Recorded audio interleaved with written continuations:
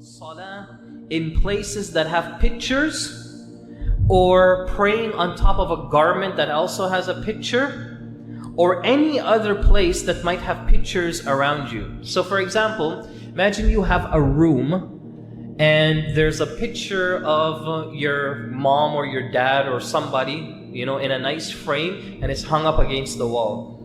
Are you allowed to pray in that room? Well, the question here is, forget the prayer for a moment. Are you allowed to hang a picture on the wall in the first place? And the answer is no. According to the majority of ulama, the answer is no. Why? Number one, Aisha radiallahu anha, she had a curtain that would separate her home from the neighbor's house behind her. And that curtain had some images.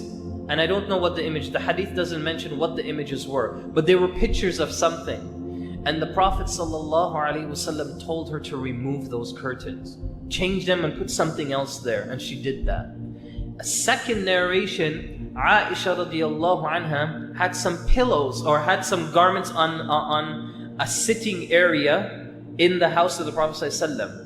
And the Prophet ﷺ came home one day and he stood by the entrance of his home and his face turned all red. He's really mad because he's so upset of what he's seeing, that that garment that she laid out to sit on, she laid it out there and it also had pictures on it. And she said, I understood right away from how red his face became that it was this pictures that was making him upset. So she took the garment and she made pillows out of it and she kept them. Now this is interesting because that also raises another issue. Are you allowed to have pillows and things that have like little pictures on them? Would you believe it? Because of this narration, scholars differ on this issue. Many scholars permitted on this. So if you have a pillow and the pillowcase is like, some Winnie the Pooh or something, right? You're allowed to use those things and you're allowed to sleep on them and you're allowed to have them according to how this narration is understood. But Allah subhanahu wa ta'ala knows best. But going back to praying in these areas, the answer here is you try to avoid this as much as possible. Why?